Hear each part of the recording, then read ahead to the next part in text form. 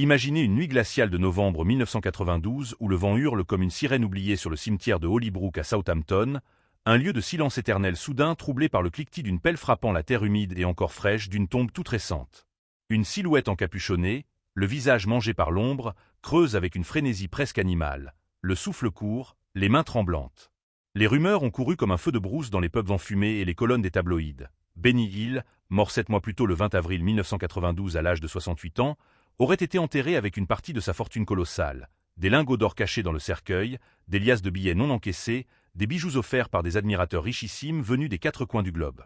Le fossoyeur clandestin, le cœur battant à tout rompre sous la lune pâle, soulève enfin le couvercle du cercueil avec une lampe torche qui vacille comme une bougie mourante. Il ouvre, il fouille, il retourne les poches du costume froissé qui enveloppe le corps intact. Et que trouve-t-il? Rien. Absolument rien. Pas d'or, pas de trésor. Juste un vieux script de sketch roulé comme un parchemin oublié dans la poche intérieure, un bout de papier jauni couvert de gags griffonnés au crayon. Pas une once de richesse matérielle. Juste un homme qui, de son vivant, avait accumulé 10 millions de livres sterling, l'équivalent d'environ 100 millions d'euros actuels une fois ajusté à l'inflation, mais qui vivait dans un appartement de 2 pièces loué à Kingston-upon-Thames, sans voiture, sans maison, sans même une photo accrochée au mur pour rompre la monotonie des murs nus. Qui était cet intrus? Pourquoi risquer la prison, la honte, la damnation pour un mythe aussi absurde? Et surtout, cette profanation n'était-elle pas le dernier gag tragique, le clap de fin macabre d'un génie qui avait fait rire 21 100 000 Britanniques en une seule soirée de Noël 1977, conquis 140 pays à travers le monde, avant de voir son empire s'effondrer en un claquement de doigts, une annulation brutale qui, selon ses proches les plus intimes, l'a littéralement poussé dans la tombe? Plongeons dans le mystère de Benny Hill, où le rire masquait une solitude abyssale, où les cendres d'un empire comique révèlent plus de secrets que ses poursuites effrénées sur la mélodie endiablée de Yakety Sax, où un homme modeste, frugal jusqu'à l'obsession, a réinventé le burlesque pour des générations entières avant de disparaître dans l'oubli, puis de renaître en légende controversée. Un fantôme qui hante encore les écrans et les consciences en 2025. Alfred Osborne, il naît le 21 janvier 1924 à Southampton, dans le sud de l'Angleterre, au cœur d'une famille de classe moyenne modeste qui lutte pour joindre les deux bouts dans l'ombre de la Grande Dépression naissante qui grignote déjà les fondations de l'économie britannique. Son père, Alfred Charles Hill, est un ancien marin de la Première Guerre mondiale, surnommé affectueusement le capitaine par ses proches pour son passé dans la Royal Navy, où il a navigué sur des mers agitées et affronté des tempêtes qui ont forgé son caractère dur comme l'acier. Il gère un petit magasin d'appareils chirurgicaux dans une rue discrète de la ville portuaire, un commerce qui sent le caoutchouc et le désinfectant, où les clients entrent en baissant les yeux pour acheter des produits aussi essentiels que tabous. Le produit phare? Les préservatifs, vendus sous le manteau dans une société encore pudibonde où la contraception reste un sujet murmuré dans les alcôves, un péché pour certains, une nécessité pour d'autres. Ce commerce, aussi lucratif que discret, permet à la famille de survivre, mais l'argent manque souvent, les factures s'accumulent comme des nuages avant l'orage, et les Hill vivent dans la crainte permanente des créanciers qui frappent à la porte. Comme beaucoup de familles de l'époque, ils cachent leurs maigres économies sous le matelas plutôt que de les confier à une banque jugée peu fiable, un geste de défiance envers un système financier qui a déjà trahi tant de monde. Cette frugalité extrême deviendra plus tard une marque de fabrique de Benny Hill, au point que la presse britannique le taquinera sans relâche sur son mode de vie spartiate malgré sa fortune future, le surnommant le millionnaire sous le matelas ou l'avare comique.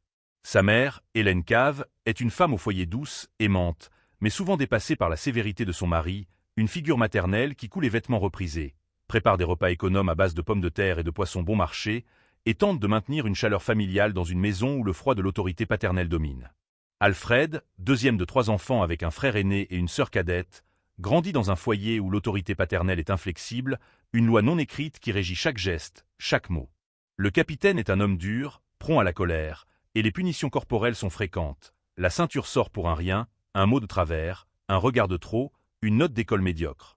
Il me battait pour un rien, confiera Benny des décennies plus tard dans une rare interview intime accordée à la BBC en 1971, la voix tremblante au souvenir de ces soirées où les larmes coulaient en silence sous l'oreiller. Ces violences laissent des cicatrices invisibles sur le jeune Alfie, qui développe une peur viscérale de l'autorité et une timidité maladive qui contraste avec l'exubérance qu'il montrera plus tard sur scène, comme si le rire était sa revanche sur la peur. Pourtant, sa mère compense avec une tendresse discrète. Elle le gâte en secret, un bonbon volé dans le magasin du père, une heure de plus autorisée au musical local, une caresse volée quand le capitaine a le dos tourné pour affaire. C'est elle qui l'emmène pour la première fois voir un spectacle de variété au Southampton Empire Theatre, un palais de divertissement aux fauteuils rouges usés et aux lustres dorés qui brillent sous les projecteurs, où des comédiens, des chanteurs et des danseuses font rêver les foules ouvrières venues oublier la grisaille quotidienne. Alfie, âgé de 10 ans, est hypnotisé par les lumières, les rires qui fusent comme des feux d'artifice, les applaudissements qui résonnent comme un tonnerre. Il voit un comédien monter sur scène, entouré de jolies girls en paillettes qui dansent avec grâce, acclamé par un public en délire. Les femmes hurlent de rire à ses blagues, les hommes applaudissent à tout rompre, les enfants comme lui ont les yeux écarquillés. Je me suis dit, c'est ça que je veux, racontera-t-il plus tard avec un sourire nostalgique. Être applaudi, entouré de belles filles, faire rire le monde entier. C'est la vie qu'il me faut. Ce moment plante la graine d'un rêve qui ne le quittera jamais, un rêve plus fort que la peur, plus fort que les coups. Dès l'adolescence, Alfie commence à se travestir dans des sketchs amateurs qu'il joue dans des fêtes de quartier ou des kermesses locales organisées pour récolter des fonds pour l'effort de guerre naissant.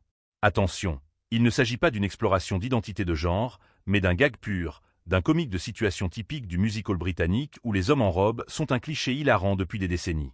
Il enfile une perruque blonde ébouriffée, une robe à fleurs trop serrée, et imite avec exagération une commère de banlieue qui râle après son mari ou une starlette hollywoodienne qui minaude pour un autographe. Le public rit aux éclats, les voisins applaudissent, les enfants pointent du doigt. Ce travestissement deviendra l'une de ses signatures à l'écran, où il incarnera des femmes exubérantes, criardes, souvent plus malignes que les hommes qui les poursuivent, un renversement comique qui défie les stéréotypes tout en les exploitant pour le rire. À l'école primaire puis secondaire, Alfie est un cancre notoire. Il excelle en imitation, il singe les professeurs avec une précision diabolique, les voisins avec leurs tics, les stars de cinéma vues dans les actualités au cinéma local, mais les études traditionnelles l'ennuient profondément, les mathématiques le font bâiller, l'histoire le laisse froid sauf quand il peut la parodier. À 16 ans, en 1940, il quitte l'école sans diplôme, un abandon qui scandalise son père mais qui libère Alfie pour ses rêves. Son père, furieux, insiste, trouve un vrai métier, quelque chose de stable, de respectable. Alfie enchaîne les petits boulots qui sentent la sueur et la routine. D'abord livreur de lait avec un cheval et une charrette brinque-ballante, se levant à l'aube pour distribuer les bouteilles dans les rues embrumées de Southampton, le froid mordant ses doigts engourdis. Puis commis chez Woolworth, où il range les rayons de bonbons colorés, de jouets en plastique bon marché et de produits ménagers, souriant poliment aux clientes qui le prennent pour un garçon ordinaire. Ensuite, pontier dans une usine portuaire, où il manipule des grues lourdes sous la pluie battante, les dockers criant des ordres, les sirènes des navires résonnant comme un appel lointain à l'aventure. Chaque soir, épuisé, les muscles endoloris, il rêve encore de scènes, de projecteurs, de rires qui couvrent la misère. Il se produit dans des working men's clubs, ces salles populaires où les ouvriers viennent boire une bière mousseuse et rire après une journée de labeur, des endroits enfumés où l'on tape du poing sur les tables pour acclamer un bon gag. Il y teste ses premiers sketchs, un pompier maladroit qui arrose tout sauf l'incendie, un vendeur de glace qui glisse sur sa propre marchandise, une vieille dame qui court après un voleur avec un parapluie transformé en arme. Les rires fusent, les pintes se renversent, Alfie sent qu'il a quelque chose, un don brut qui attend d'être poli. En 1941, à 17 ans, il prend une décision folle qui changera sa vie. Avec une valise en carton bouilli, quelques shillings en poche économisés sur ses salaires de misère et une lettre de recommandation d'un comédien local qui a vu son potentiel, il monte dans le train de Southampton à London Waterloo, le cœur gonflé d'optimisme et de rêves de gloire, ignorant les regards désapprobateurs des passagers qui le prennent pour un fugueur. Londres, la grande ville, la capitale du spectacle, l'attend avec ses théâtres bondés, ses agents rusés, ses étoiles montantes et ses illusions brisées. Il n'a presque rien, mais il a tout, l'optimisme, le rêve, la certitude qu'il deviendra une star, qu'il fera rire le monde entier comme il a fait rire les dockers et les livreurs de lait. La Seconde Guerre mondiale rattrape Alfie avant même qu'il n'atteigne pleinement les planches londoniennes. En 1942, à 18 ans, il est conscrit dans l'armée britannique, un appel sous les drapeaux qui arrache des milliers de jeunes à leurs rêves. D'abord affecté comme mécanicien et chauffeur de camion, il transporte des munitions sous les bombardements allemands, les routes boueuses, les alertes aériennes qui font trembler la terre.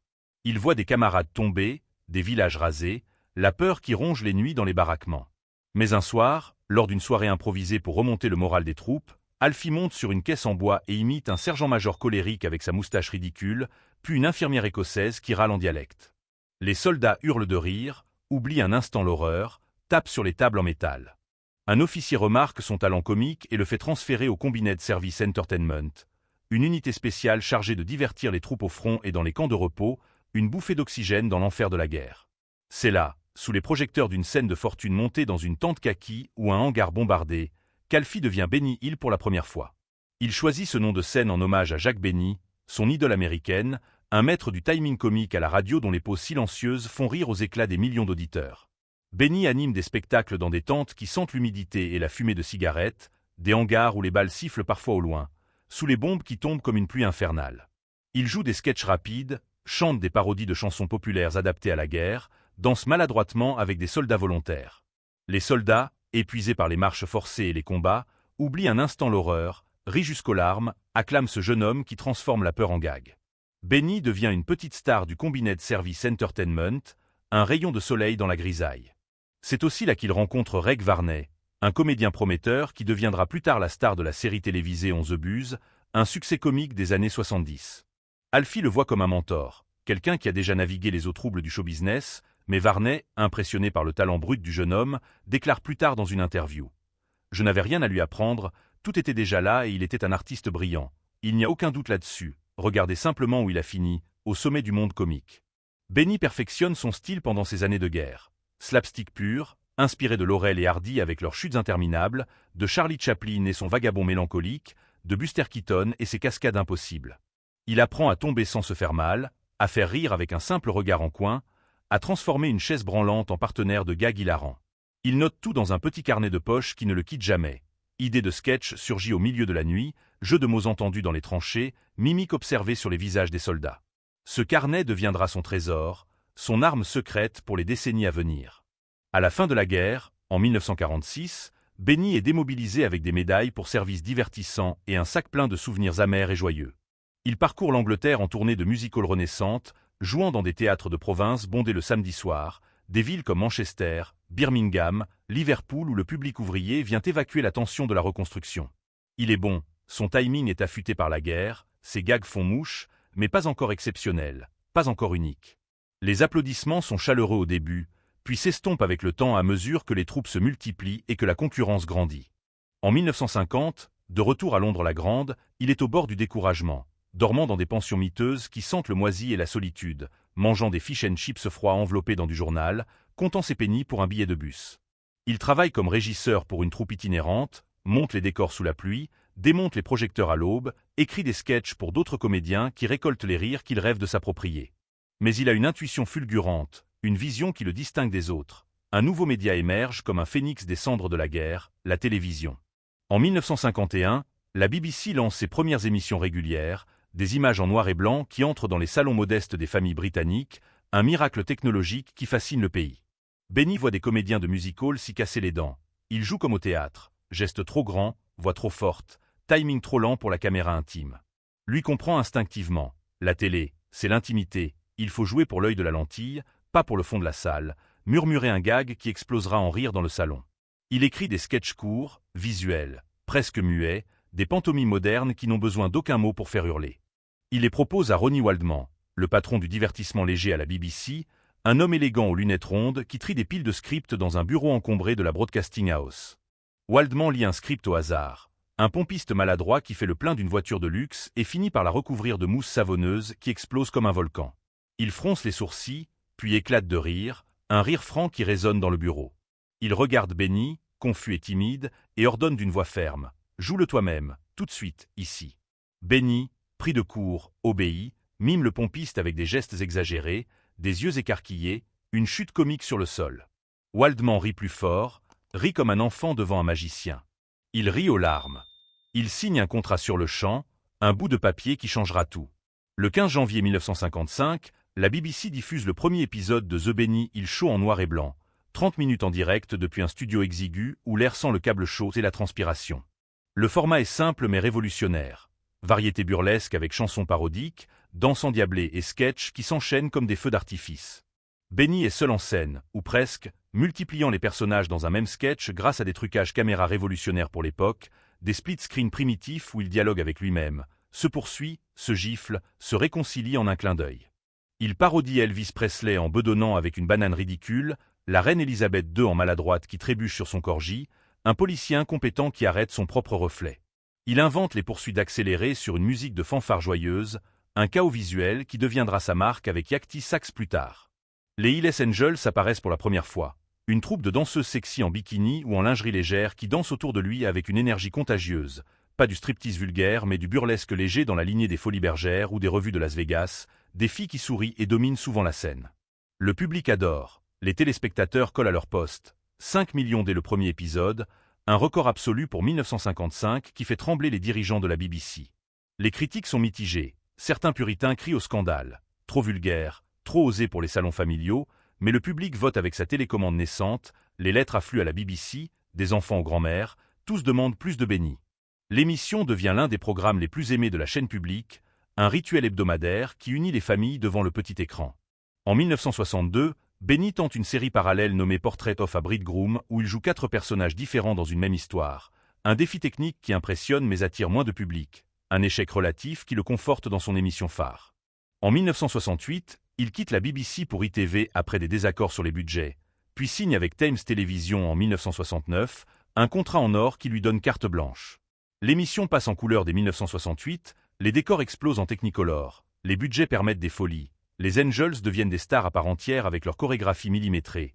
Les trucages deviennent fous où Benny vole comme un oiseau, disparaît dans un nuage de fumée, se transforme en poulet géant pour un gag absurde. Les années 70 sont l'âge d'or absolu, un sommet où tout semble possible. The Benny Hill Show est diffusé tous les jeudis soirs en prime time. 21 100 000 téléspectateurs pour le spécial Noël 1977, un record qui ne sera jamais battu dans l'histoire de la télévision britannique et qui fait de Benny le roi incontesté du rire. L'émission est exportée dans 140 pays à travers le monde, de l'Amérique à l'Australie, de la France à l'Argentine, syndiquée aux États-Unis sous le titre The Best of Benny, où elle touche 50 millions de foyers via des chaînes locales. Un succès planétaire qui rapporte des royalties folles. Benny devient une star mondiale, assailli par les fans dans les aéroports, reconnu dans les rues de Paris ou de New York, invité dans des talk-shows où il reste timide malgré la gloire. Il diversifie son talent avec des chansons parodiques qui cartonnent. Ernie the Fastest Milkman in the West atteint la première place des charts britanniques en 1971 et se vend à 1 million d'exemplaires, un tube qui passe en boucle à la radio et dans les jukebox. Il joue au cinéma dans des rôles mémorables, le fabricant de jouets excentriques dans Chitty Chitty Bang Bang dans 1968, le professeur Simon Peach dans The Italian Job en 1969 où il vole la vedette à Michael Caine avec son accent italien improbable. Il gagne des millions. Sa fortune est estimée à 10 millions de livres sterling en 1989, une somme astronomique pour un comédien. Mais il vit toujours dans un appartement de 2 pièces loué à Kingston-upon-Thames. Un endroit modeste avec des murs nus, pas de tableaux, pas de meubles luxueux, pas de voitures garées devant, pas de maison à la campagne. Il mange des plats tout préparés réchauffés au micro-ondes, porte les mêmes chemises usées, cache des idées de sketch sur des serviettes en papier froissé, des cartons de chemises recyclés, des tickets de bus annotés au crayon. Il est perfectionniste à l'extrême, répète un gag 50 fois jusqu'à ce que le timing soit parfait au dixième de seconde près, refuse les vacances prolongées, travaille 18 heures par jour dans son petit bureau encombré de cassettes vidéo et de carnets. Il fait 3 propositions de mariage à des femmes qu'il aime sincèrement, toutes refusées pour des raisons qu'il garde pour lui, reste célibataire toute sa vie. Des rumeurs d'homosexualité circulent dans les tabloïds, amplifiées par le fait que l'homosexualité est encore illégale au Royaume-Uni jusqu'en 1967, mais il les trouve drôles et les dément sans s'énerver. « Je suis trop timide pour draguer qui que ce soit », confie-t-il à un ami. Les années 80 arrivent comme un vent froid qui change tout. La comédie britannique mute sous l'influence d'une nouvelle génération, l'alternative comédie explose avec des jeunes loups comme Ben Elton, Rick Mayall, Adé Edmondson, les séries The Young Ones et Blackadder qui critiquent la société thatchérienne, la politique, le sexisme, le racisme avec un humour noir et rebelle. Ces comédiens voient The Benny Hill Show comme une relique des années 50, un dinosaure osé mais daté qui ne colle plus à l'air du temps. Les critiques pleuvent comme une averse londonienne. Misogynie pour les Angels en lingerie qui dansent de manière suggestive, gifle sur les fesses qui passent pour du harcèlement aujourd'hui, poursuite ou Benny reluque avec des yeux exagérés. Ben Elton, invité sur le plateau de Wogan en 1988, déclare avec feu « Arracher les vêtements d'une femme et la poursuivre en sous-vêtements dans un parc, alors que les femmes ne peuvent même pas marcher en sécurité la nuit, c'est assez inquiétant et choquant. » Une phrase qui résume le sentiment d'une partie de la critique. Même si aucune scène exacte ne correspond précisément à cette description, c'est l'image globale qui colle et qui choque. Racisme aussi dans certains sketchs anciens avec blackface pour imiter des personnages ethniques, stéréotypes sur les Chinois avec des accents caricaturaux, les Indiens en turban maladroit, les Jamaïcains en rythme exagéré, des gags qui faisaient rire dans les années 60 mais qui grincent des dents en 80. Des allégations de coulisses émergent, une danseuse nommée Nikki qui affirme qu'il lui a serré le sein trop fort pendant une répétition, l'ancienne modèle de page 3 Stéphanie Marassian et la chanteuse Pink Hazel O'Connor parlent d'offres d'emploi en échange de faveurs sexuelles. Benny nie tout avec véhémence, soutenu par d'autres comme Sue Upton, ami proche et chorégraphe des Angels qui dirige la troupe avec fermeté. C'était toujours les filles sexy qui avaient le dessus dans les sketchs, il était comme un père pour nous, jamais de pression, juste du professionnalisme. Jane Leeves, future Daphné dans Frasier, parle d'un il paternel et respectueux. Les débats font rage dans les journaux, sexisme ou burlesque innocent, l'audience chute inexorablement, 21 millions en 1977, 12 millions en 1985, moins de 10 millions en 1989. Thames Télévision augmente les coûts pour raviver l'intérêt, plus de trucage sophistiqué, plus d'angels, plus de décors extravagants, mais le public jeune zappe vers les nouvelles comédies alternatives. En mai 1989, John Howard Davis, le chef des divertissements légers à Thames Télévision, un homme d'affaires en costume qui pèse chaque penny, convoque Benny dans son bureau vitré avec vue sur la Tamise. Benny a 65 ans, il est au sommet de sa carrière malgré les critiques, il arrive avec un sourire timide et des idées plein la tête. Davis est direct, glacial. Benny, l'émission a dépassé sa date de péremption, les audiences sont en chute libre, les coûts de production sont trop élevés pour ce que ça rapporte. Et franchement, un homme de 60 ans qui reluque des filles en bikini sur écran, ça ne passe plus dans les salons d'aujourd'hui, c'est daté, c'est fini. Benny est dévasté, il pleure comme un enfant, supplie pour une saison de plus, propose de rajeunir l'émission, de réduire les angels, d'inviter des guests modernes comme Rowan Atkinson ou French and Saunders.